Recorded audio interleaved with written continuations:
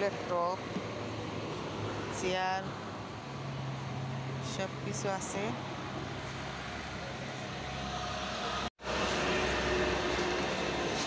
আসসালামু আলাইকুম বন্ধুরা, কেমন আছো তোমরা? আশা করি ভালো আছো, সুস্থ আছো। আলহামদুলিল্লাহ আমিও ভালো আছি, সুস্থ আছি। এই তো আমি রেহানা হাওলাদার তোমাদের মাঝে নিয়ে আসলাম ডেলি ব্লগ। দেখো এখানে অনেক ধরনের জিনিস পাওয়া যায়, খুব সুন্দর সুন্দর চেয়ারগুলোও খুব সুন্দর। আরএফএলের জিনিস, মাটির ব্যাঙ, মাটির সব কিছু এখানে আছে। সবগুলো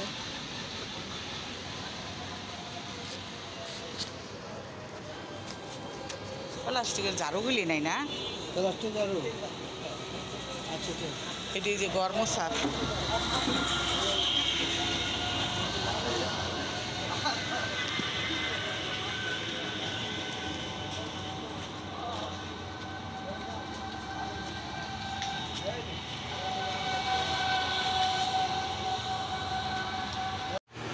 এই যে এখানে বিশাল নৌকার অভাব নাই, অনেকগুলো নৌকা এদিকে বানায় বানায় রাখে। এই যে নৌকা, এই বর্ষার দিনে নৌকা অনেক চলে, যেন বানায় বানায় রেডি করে রাখছে নৌকাগুলা। আর আমার এই যেদিকে দেখো কতগুলা গাছ, এই নৌকাগুলা খুব ভালো লাগে।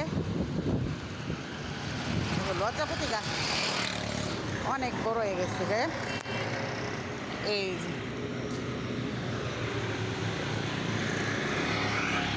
লজ্জাপতি গাছ এগুলা, এটা না মনে হয় লজ্জাপতি গাছ, না তো বুঝা যেত গা। এটা এমনি লতা পাতা গাছ, এমনি লতা পাতা গাছ।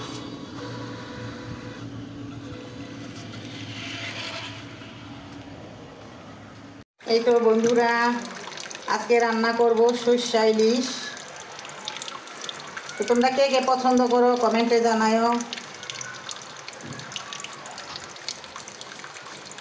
তো এখানে আমি সর্ষেগুলো ভিজায় রাখছি, ভিজায় রাখলে বাটতে সুবিধা হইব।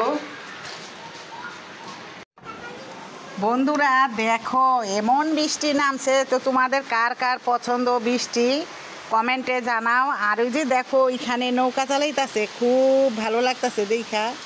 দেখো এই যে নৌকা, এই বৃষ্টির ভিতরে নৌকাটা বেড়েছে মাছ ধরনের লেগা।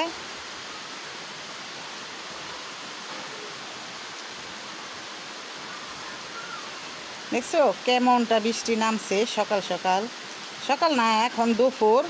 তো বৃষ্টিটা আমার কাছে খুবই ভালো লাগতেছে। আর দেখো পানিগুলো খুব সুন্দর লাগতেছে মাশাআল্লাহ। আকাশটাও দেখো, বৃষ্টি ভরা আকাশ, খুব ভালো লাগলো।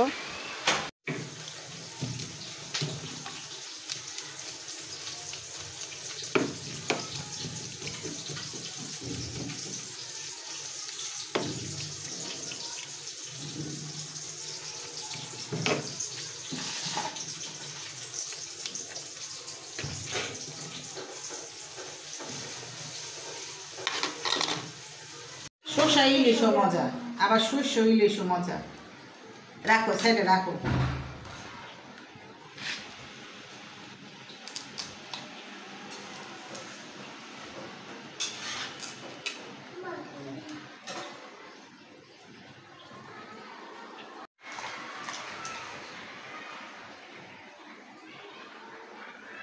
তো এই যে বন্ধুরা, এখানে আমি ইলিশ মাছের ফুলকা আর পেটা আর লুইবা দিয়া আমি এই যে ভাজিটা ভর্তাটা করে নিমু।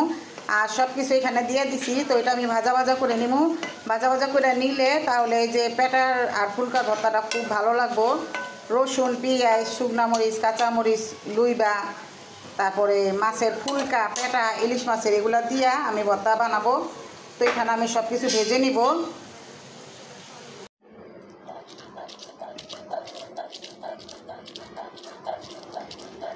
তো লুইবা ভর্তাটা খালিও বানানো যায়, পেঁয়াজ, রসুন, তারপরে শুকনা মরিচ, ধনিয়া পাতা, এটা খালি বানাইলে আরও বেশি মজা লাগে। বা চিংড়ি মাছ, যে কোনো জিনিস দিয়া ভর্তাটা বানাইলে খুবই মজা লাগে। আর আমার কাছে তো এমনি আরও বেশি ভালো লাগে। তো বন্ধুরা আপুরা ভাইয়ারা এই যে এখানে সরষা বাটা, লবণ, মরিচের গুঁড়া, হলুদ, আদা রসুন বাটা, হলুদের গুঁড়া আর ধনিয়ার গুঁড়া, তো আমি একসাথে সব কিছু দিয়ে এখন কষিয়ে নিব। এই তো বন্ধুরা দিয়ে দিছি সব মশলা আর সরষাগুলোও, তো এখন আমি ভালো করে কষাবো।